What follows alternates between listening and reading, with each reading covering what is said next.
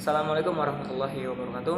Perkenalkan, nama saya Rezi Saputra dengan NIM 200.5140, mahasiswa dari program studi PGSD, Fakultas Keguruan dan Ilmu Pendidikan, Universitas Ahmad Dahlan. Baiklah, pada video kali ini saya ingin menyampaikan sedikit tentang syirik yang ada di daerah kita atau di lingkungan sekitar kita. Bagaimana videonya? Silakan menyaksikan dan semoga bermanfaat. Bismillahirrahmanirrahim. Assalamualaikum warahmatullahi wabarakatuh. Alhamdulillahirrabbilalamin. Assalatu wassalamu ala asrafil anbiya'i wal mursalin Sayyidina Muhammadin wa ala alihi wa sahbihi ajma'in. Amma ba'du. Pertama-tama marilah kita panjatkan puja dan puji syukur kita atas kehadiran Allah Subhanahu wa taala yang telah memberikan rahmat dan hidayahnya sehingga kita dapat hadir di ruang virtual ini yang insya Allah penuh berkah ini. Amin. Tak lupa pula kita hanturkan salawat serta salam kepada junjungan Nabi kita yakni baginda Nabi Muhammad SAW yang telah membawa kita ke zaman nikmatnya iman dan Islam seperti yang kita rasakan saat ini. Kaum muslimin muslimat rahimakumullah, berbicara tentang iman, lawan dari kata iman adalah syirik. Syirik adalah perbuatan yang menyamakan sesuatu selain Allah dan disandarkan pada Allah dalam hal rububiyah dan uluhiyah. Orang yang melakukan perbuatan syirik disebut dengan musyrik. Kaum muslimin muslimat rahimakumullah, sama halnya dengan mempercayai benda keramat atau benda pusaka merupakan perbuatan syirik dan orang tersebut sudah termasuk golongan orang-orang yang musyrik. Kalau kita mau merenung sejenak, salah satu akar permasalahan dari berbagai fenomena kemusyrikan di sekeliling kita adalah adanya kepercayaan sebagian kaum muslimin terhadap benda-benda mati. Mereka menganggap bahwa benda mati tertentu memiliki kekuatan kesaktian atau keistimewaan yang sangat dahsyat, sehingga bisa dijadikan sebagai jimat, senjata, obat, ataupun yang lainnya. Padahal kepercayaan seperti ini hanyalah bersumber dari khurafat dan khayalan semata. Kaum muslimin muslimat rahimakumullah, bila kita mengingat lagi cerita tentang Nabi Musa yang mempunyai tongkat yang bisa membelah lautan, memunculkan mata air dari batu, pada dasarnya semua itu untuk menunjukkan kekuasaan Allah dan sebagai mukjizat dari Allah untuk mengukuhkan kenabian Nabi Musa.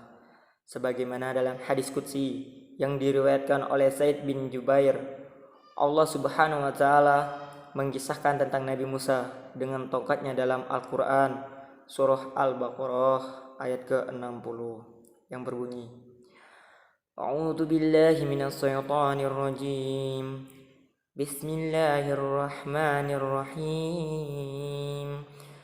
Wa idz istasqa Musa liqaumihi faqulna idrib bi'adakal hajar fanfajaratu minhu tunasa asratan aina qad alima kullu unasim masrabahum kulu wasrabu min rizqillahi wa la ta'ku fil ardi mufsidin.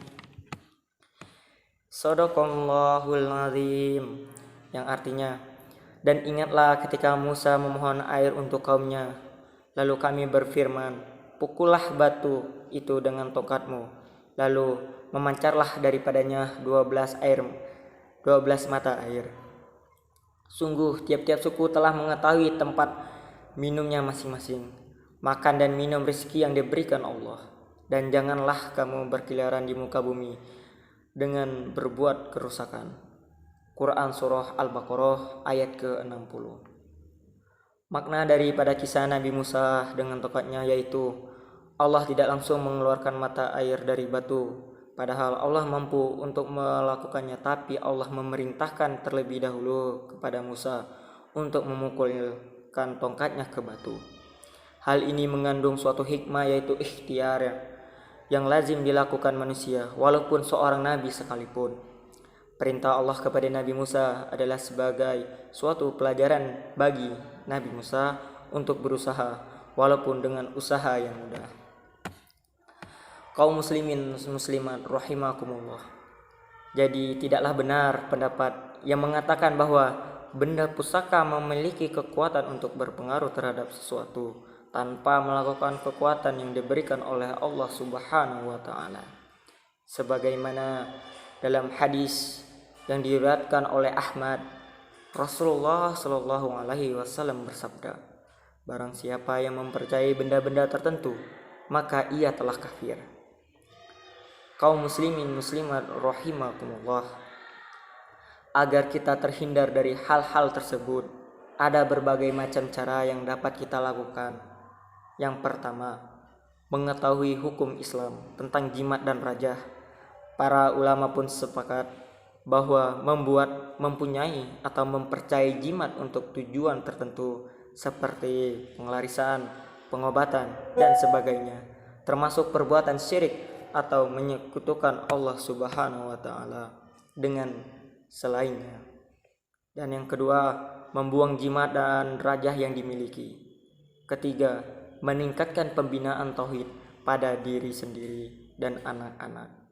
Keempat, membaca Al-Quran dan zikir-zikir harian. Selain membantu meningkatkan keimanan, membaca Al-Quran dan zikir-zikir harian juga dapat membantu menghindarkan diri dari perbuatan syirik. Contoh sederhana zikir yang bisa kalian lakukan yaitu membaca istighfar. Dan yang kelima, tidak mengoleksi benda pusaka dengan tujuan tertentu. Hukumnya tidak masalah untuk mengoleksi benda pusaka selama benda tersebut tidak dijadikan sesembahan. Kaum muslimin muslimat rahimakumullah. Maka dari itu, mari jaga kesadaran akan bahayanya kesesatan. Sadari bahwa mempercayai benda pusaka dapat membawa kita pada kesesatan dan perbuatan syirik yang sangat berbahaya bagi keimanan dan ketakwaan kita. Tetaplah waspada dan berhati-hati terhadap praktik-praktik yang tidak sesuai dengan ajaran Islam. Mungkin hanya itu yang dapat saya sampaikan. Semoga apa yang saya sampaikan ini bisa bermanfaat dan berguna bagi kalian semua. Saya akhirul kalam. Wassalamualaikum warahmatullahi wabarakatuh.